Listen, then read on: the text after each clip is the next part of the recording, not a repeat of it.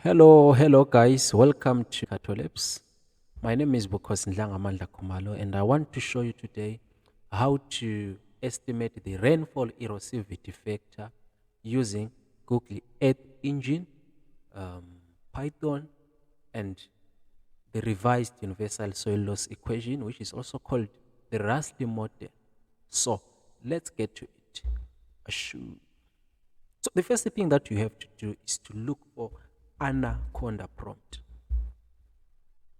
So you open your Anaconda prompt, and then you activate the environment, the Anaconda environment that you are working on. If you want to see how to do that, check my previous video. So to activate, if you want to see how to create an Anaconda environment, check my previous video. So in order to activate it, you say conda activate. My environment is called Geo. So the editor that we're going to use is called Jupyter Notebook. So then type Jupyter, and say enter.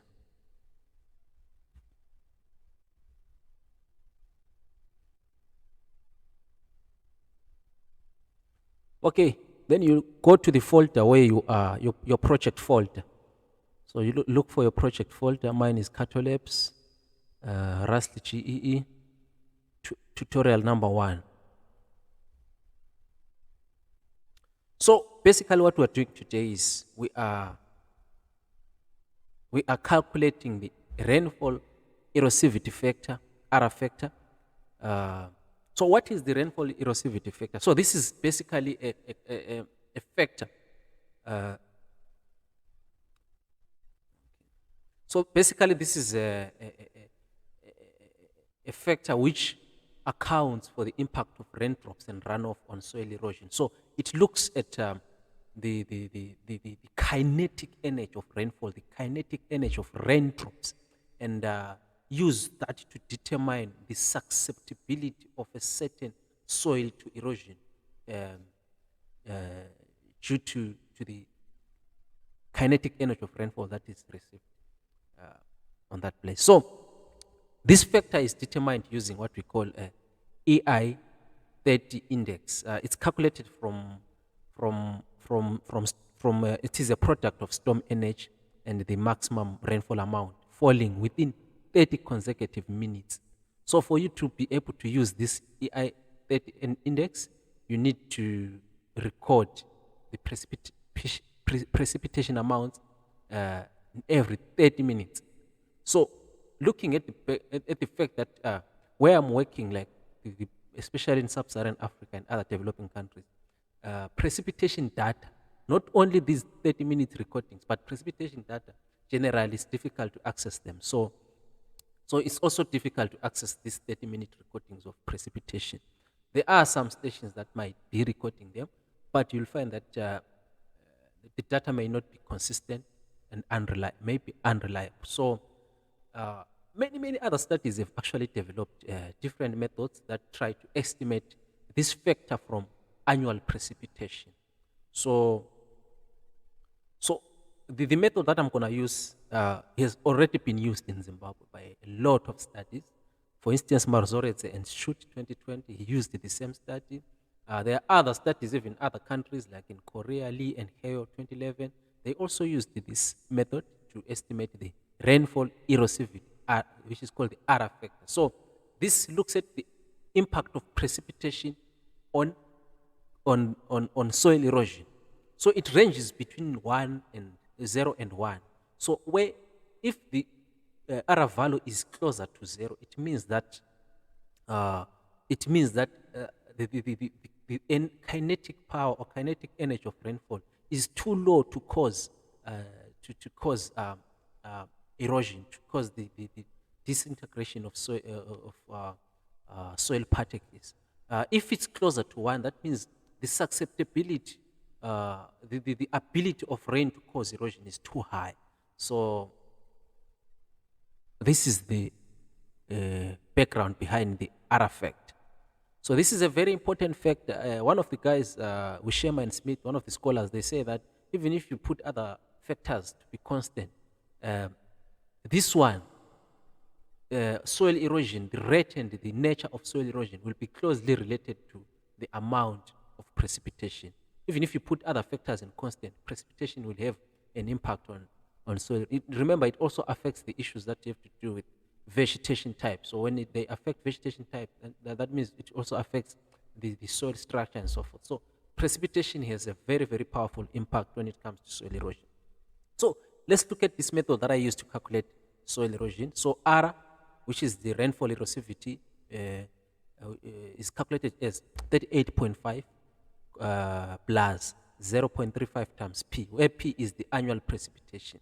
So if you want, there are many other methods that are used to calculate. So depending on the region where you are doing your study, if you're doing it in Korea, if you're doing it in America, there are other scholars there in America that have worked on these models. So you can go and look at which one is best suited for your area. There is a study called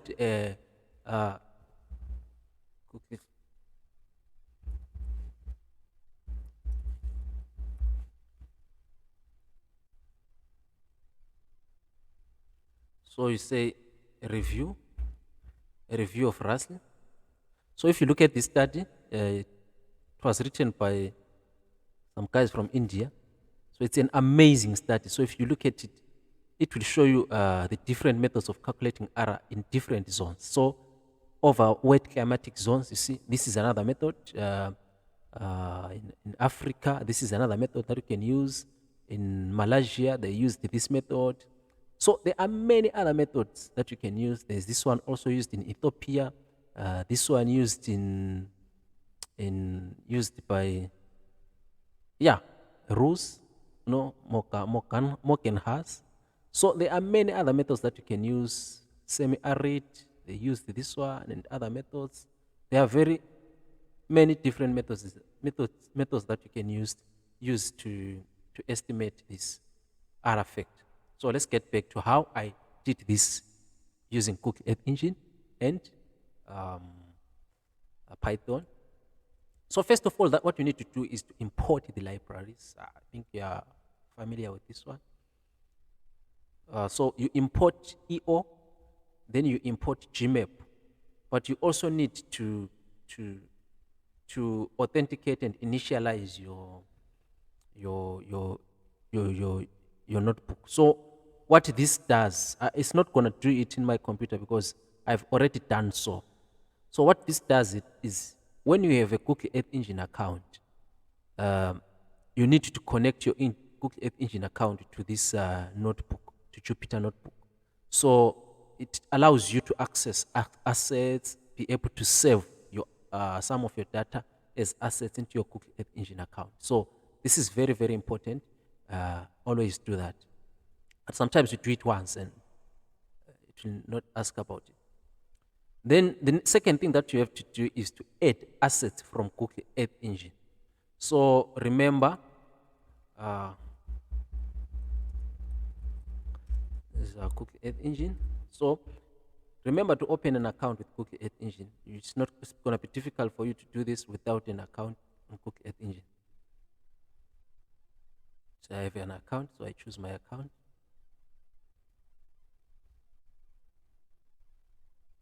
So I have assets here uploaded. For instance, I have the boundary of the study area that I want to work on. It's called Mzingwane. So this is the boundary. If you click on top of it, it will give you this. So this is a feature collection. These are features. So it's a feature collection. Okay. So I copy this table ID and go to my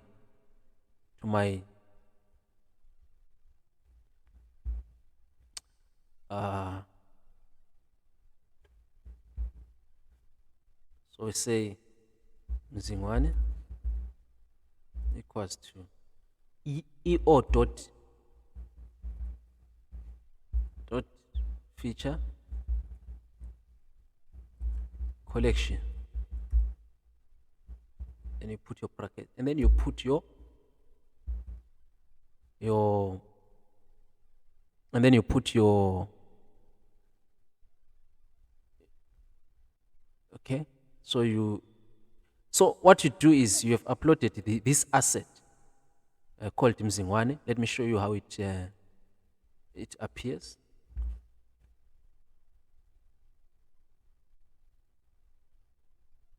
So this is the asset that I was interested in. Okay. So if you look at this asset, you realize that it has got 4 different subcatchments, but I'm interested in this subcatchment. It's called Upper Mzingwane. So I need to filter my my feature collection. So in order to do that,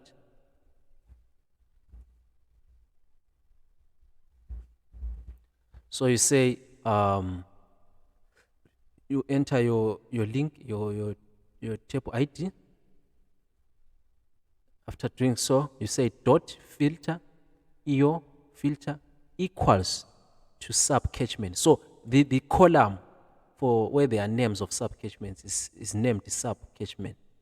Then you pass the name of the catchment, the subcatchment. So sometimes your boundary may not have uh, the same thing. So sometimes you don't need to pass this filter. You just need to upload your feature collection, your boundary.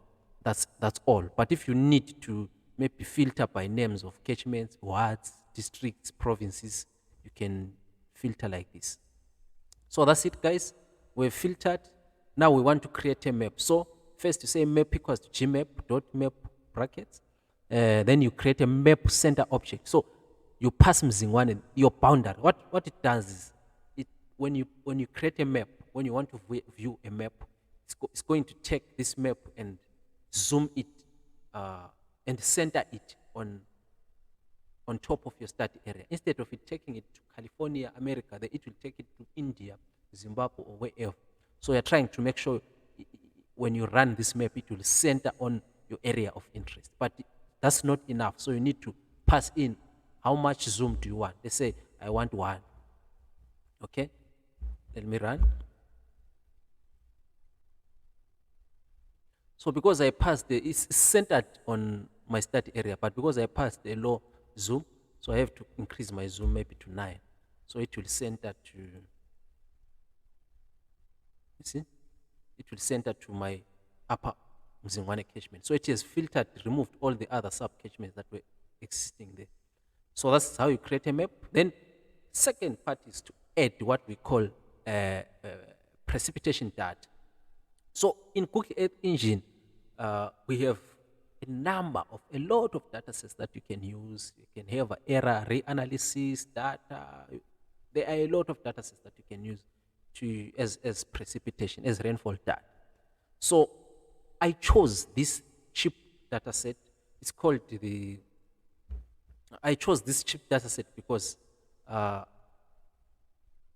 someone did a study in West Africa where he was investigating the historical trends of extreme precipitation. And the correlation between this data set and the ground-based recordings was very, very strong, was strong and positive at 0.8. So that's why I chose this CHIRPS data set. If you think another data set, maybe you have country-specific data sets, you can access them and use them to estimate the error factor. So it depends on in the nature of your study, the nature of the data that you have. So sometimes in some countries it's easy to access meteorological data from the meteorological departments in that specific country. But in my case, I don't have access to meteorological data. So what I'm going to do is I'll use the CHIRPS dataset to estimate the error factor. So how do you edit? So firstly, I'll create a map, a new map.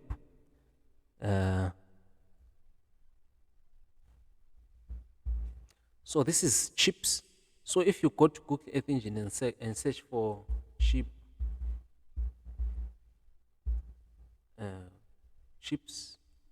Google Earth Engine, you can type CHIRPS Google Earth Engine. So this is the daily climate hazards group infrared precipitation with station data. So it ranges between 1981 to 2022. It has a spatial resolution of 5,566 meters. And let me see.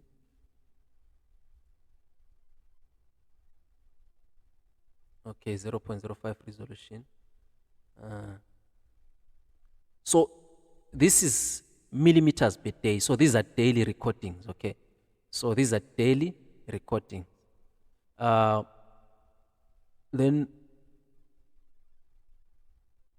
in order to access this, so you come down here, you can copy this data set, what.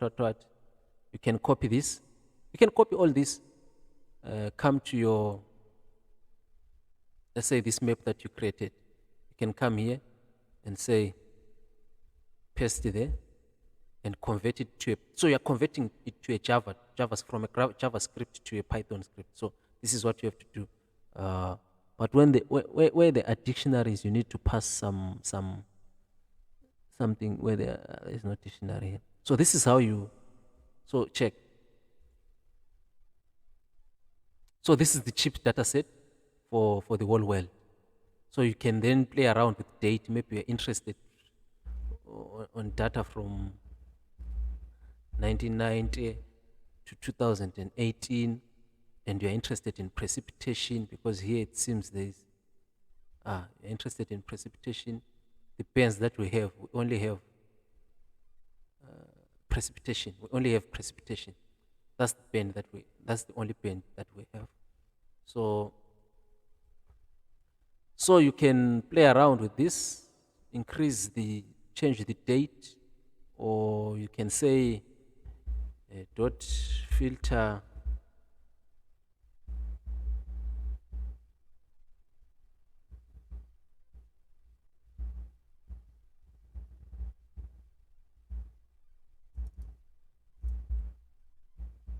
okay.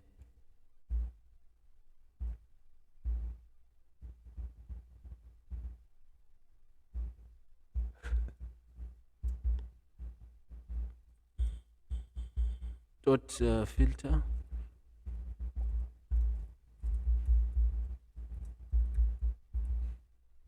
And then you pass the boundary of your study area.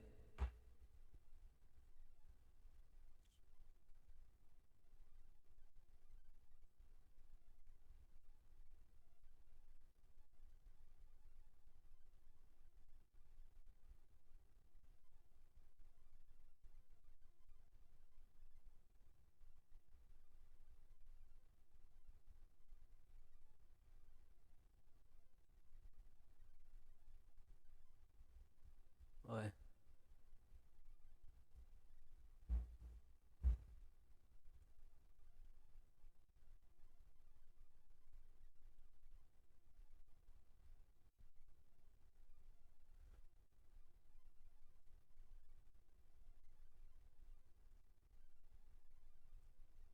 So this is how you add. That's how you add. You can go and copy from this.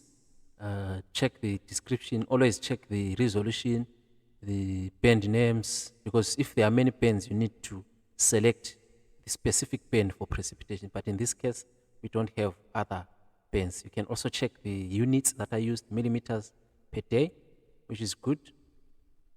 So let's go back. So now we said map center object, then we access the CHIRPS dataset, and then we filter by date. We are interested in from 2020, from the beginning of the rain season in 2020 in Zimbabwe up to 2021, end of the dry season. Then you select precipitation, but still there is only precipitation there. So now what we want to do is we want to sum daily values for the whole year and renaming the precipitation band. So remember, these are in millimeters per day. So we want to, because we are interested per pixel, we want each pixel to have millimeters per year. So in order to do that, you say CHIRPS.reduce EO.sum. So sum is going to add all those millimeters per day into millimeters per year. And then you rename precipitation. This band called precipitation is going to be renamed to prep. And then you clip the boundary of your study area. And then the next step is to create visualization parameters. So you pass the minimum minimum value of precipitation and the maximum. Then you select the palette, green, lime, yellow, red. So I'll show you how you can change and where you can access other colors that you can use for this palette. So now you add your data into the map. Let's see what's gonna happen. My internet is slow, so it's taking too long to load. There is our precipitation layer. There is our precipitation layer, the CHIRPS precipitation layer. So let me show you how you can change these colors if you want to play around with these colors. So what you can do is you can go to, you can just type CSS colors. Then there's CSS W3 school. Come here. Maybe you're interested in this one. Come here, pass it there. You pass it here.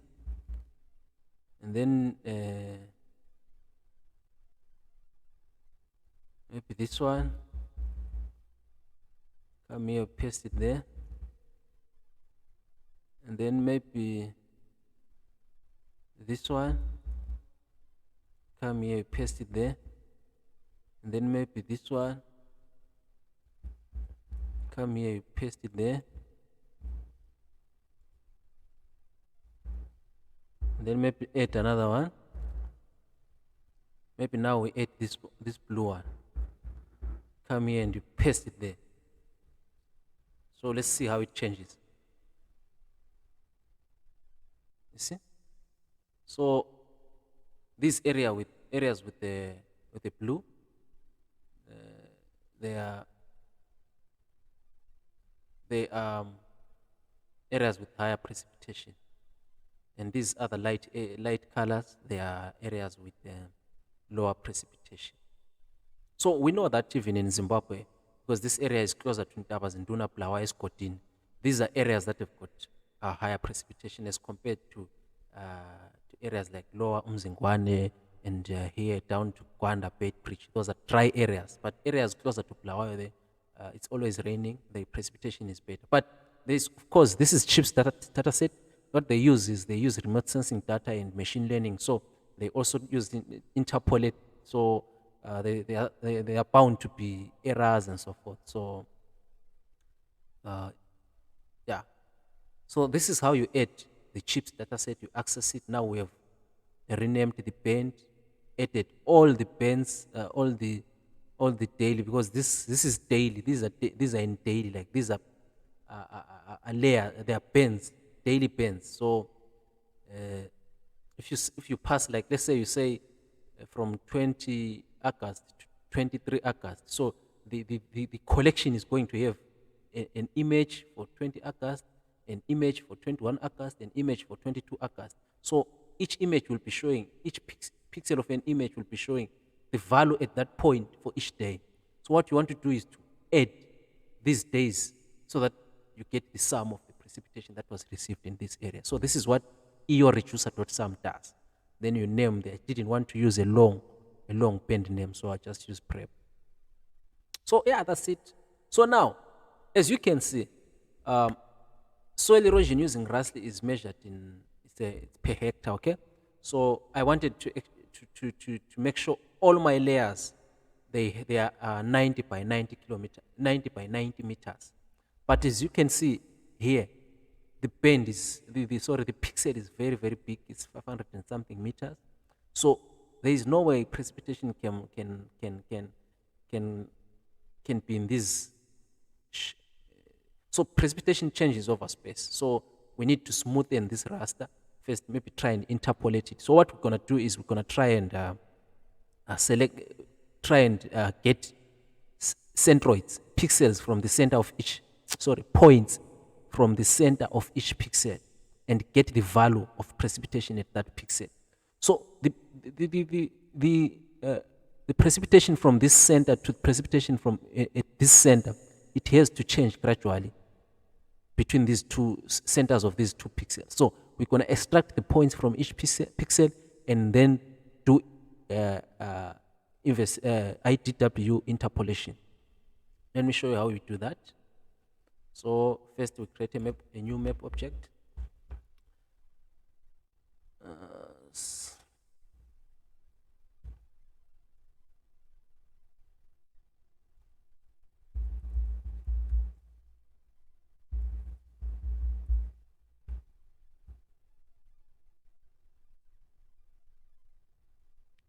So first, what we're gonna do is we're going to sample the precipitation data. So we're gonna look at the pixels, all the pixels there, and then and then from those pixels we're gonna sample the image, and then select a number of pixels, and then from those pixels selected we get the centroid, or the pixel. We create a point at the center of those pixels. So this is how we're gonna do it. So precipitation is our image that we created, the CHIRPS image that we created. Then we add bands, your image to pixel long large stroke dot sample region. You select the region. Mine is Mzingwane. It's a feature collection, so I need to convert it to a geometry object. So I say Mzingwane.geometry to convert it to a geometry. Then number of pixels. The pixels in that image, they are less than 1,500. So I selected 1,500. But in some cases, if you have a larger area, so it's going to be difficult it's going to take a long time for the, so if your machine is not good, maybe your RAM is too low and you have a bigger study area, it's gonna really give you some problems. So you need to select the number of pixels that you want to sample. So I just selected 1,500, but I know there are more than the number of pixels in that image. Then the scale, of course, is the scale of the image. So it will allow, I took the scale of the image. Then projection. So I didn't want to repeat same values in one pixel. So I want to make sure the pixels are spaced by 5,566 meters, which will make sure that each point is at a unique pixel. So projection, this data, I think it comes in geographic coordinate system, WGS84. So I need to change it to a projected coordinate system of Zimbabwe, which is 32735, WGS84, UTM zone 35 south. Then geometries, you can leave this one, but because I want to show you how it appears on the map, so I pass geometries equals to true instead of just getting the values. Also get the long and latitude and put these into the map. So geometries will make sure that I'm able to visualize. If you don't pass this, geometries equals to true. If you try to add this layer into your map, it will not show you anything. So that's it. This, you can also define a function for this. You can create a function for this. I'm not gonna dwell on this one. So now, I need to create because for you to do IDW interpolation, they need, the function needs what we call a global mean and a global standard deviation. So in order to do so, we need to run reducer. So you know that in order to run a reducer, you say EO.reducer and then you say mean. But here we want to make sure we combine these reducers so that when we pass it down there, when we're interpolating, we use a combined reducer instead of us saying standard deviation equals mean equals. So what you can do is you just create a combined reducer. So yeah.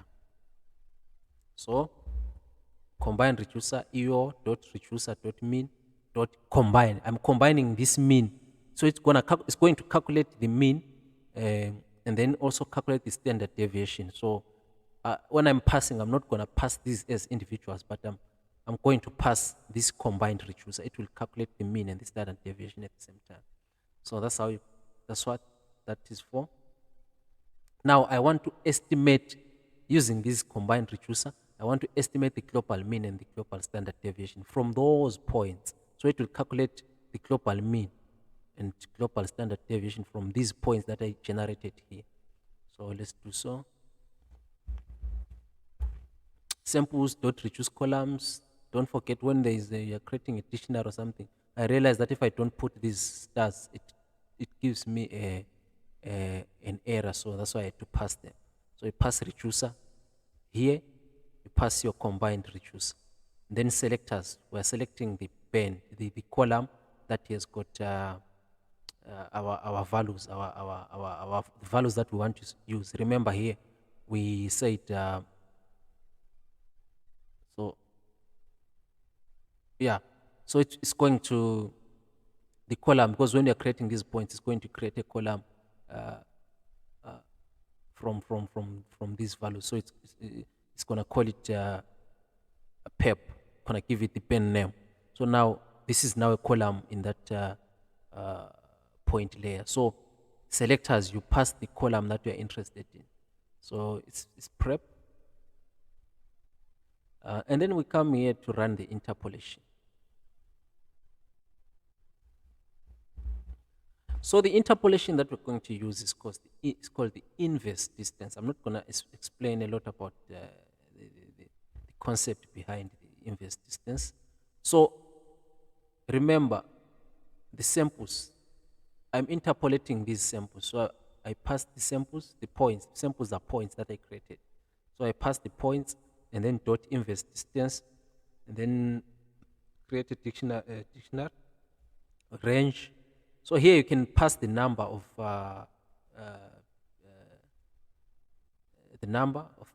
so for instance, if we say inverse distance,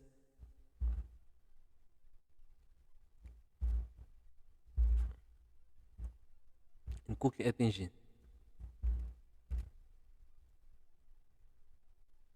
So we have range. So range is the size of the interpolation window. So if you pass a lower, it will just around the points. If you pass 2 meters, it will interpolate from the point just to 2 meters. So it will not consider. You'll find that if the points are spaced, it will leave spaces between these pixels. So you need to pass a longer distance, maybe depending on the spaces between each point. I don't know, but me, I wanted to pass a much larger number than the. Remember, our pixels are spaced 5,556 meters. So I'll pass something like 6,000, 10,000, or I'll say even 100,000. Still okay. So it depends on the nature of your data. Then we have mean.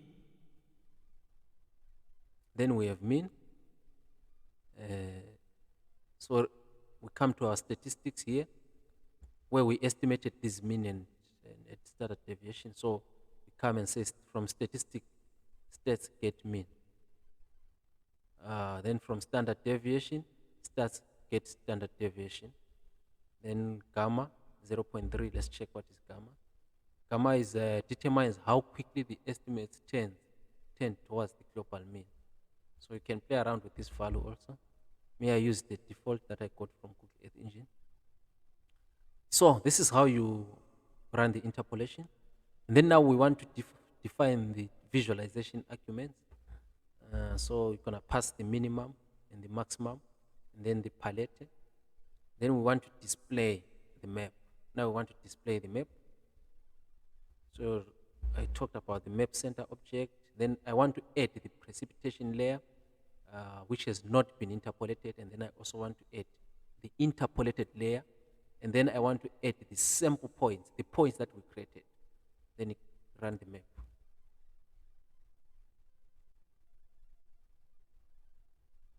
There are the points.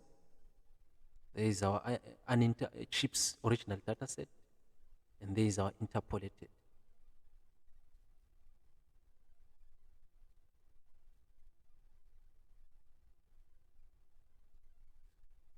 If there are any ways we can improve this, you can suggest in the comment section. So let's check this point. This is the point.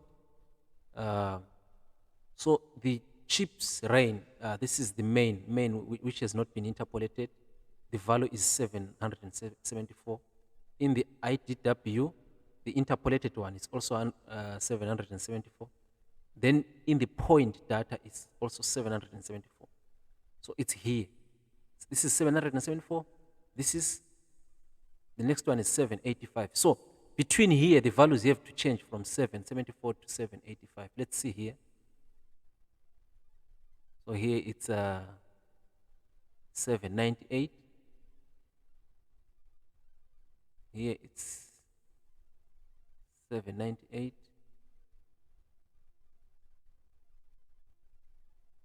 It's 774. 801, 801. Then here the values have to change also, 805, 774. So it's interpolating. It interpolated between these points. It considered these surrounding points. Yeah, I can switch on and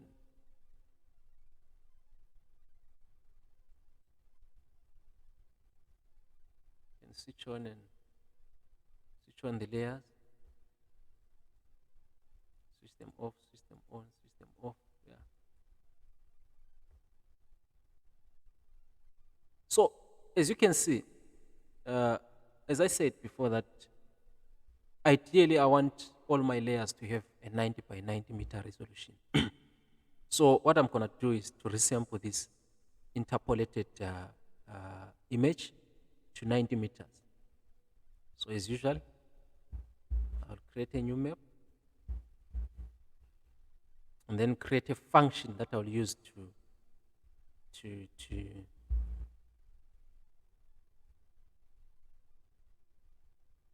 I'll create a function that I'll use to resample my image. So this is the function that I will use for all the other images, for all the other factors. So definition, the name of the function is going to be called resample 90. Then I'll pass the image, and then resampled equals to image dot reproject. So this image that I will pass down there, the input image. From this input image, reproject CRS, reproject to 32735, because I want all my layers to have this coordinate system. Then is the scale. I want 90 meters. Then return this resampled image. So now I want to run this.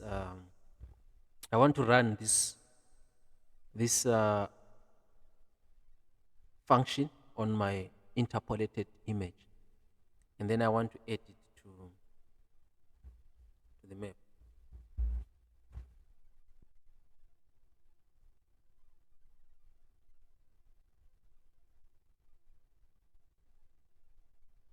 So it has added our resampled map, our resampled image, precipitation 90 meters. So it has been added. So let's check. Let's confirm the. Let's confirm. Let's confirm with precipitation 90 meters. Then let's say print. Dot get info.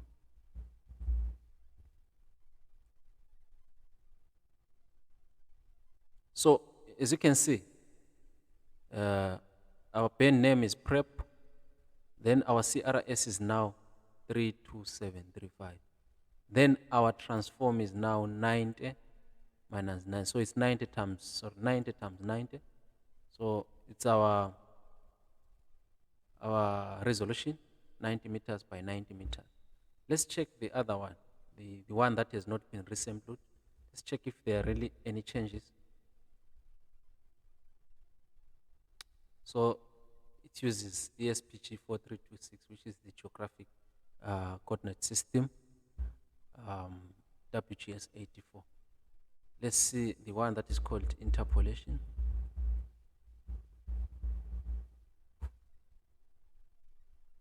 How did I name it? Interpolated. Let's look at this one. So ESPG 4236. So now we can see that there are changes. Okay, let's remove this one. So now finally we want to calculate the R factor. So this is now our R factor. I said there are many methods that you can use to calculate the error factor.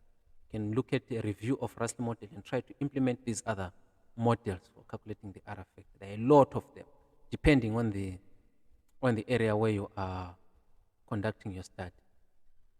So in this case, we're going to use this simple model, 38.5 plus 0.35 times precipitation, which is annual precipitation. So times annual precipitation. So the first thing that we always do is to create a new map. Then we're going to create an expression for calculating the error factor. So remember the precipitation 90 meters dot expression. Then you write your equation, 38.5 plus 0.35 times P, comma. Now you define the variables in that equation, in that expression. So for instance, we have P. So we need to define what is P.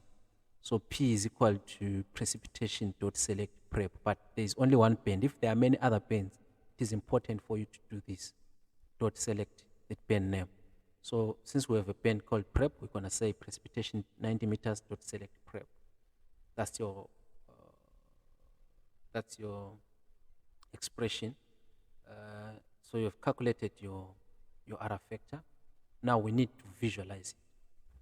So the error factor is going to have values lower than your precipitation. So it's going to range between, see here, ours, mine is ranging between 100 and 500. So you create a visual parameter, visualization parameters, pass the colors, the palette, and then the minimum and the maximum value. Then you add your error factor to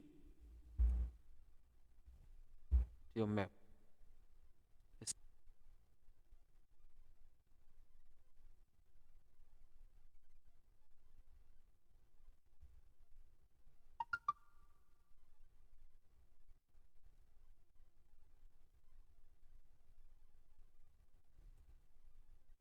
So there is our error factor. It has been calculated and added to the map. So you can now check the values. Let me also add the swap is not going to take a long time. Let me try to add the underneath. Let me add the interpolated.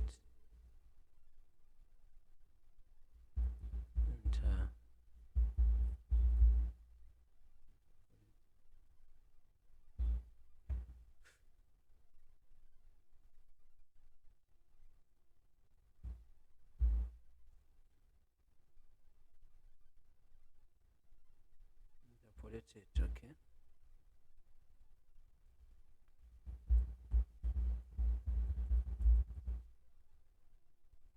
Then error.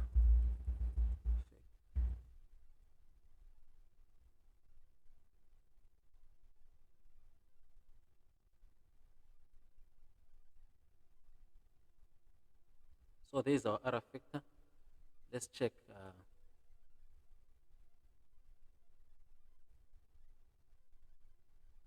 Our precipitation is 819, then our error factor is 325. And our precipitation is 846, 334. 844,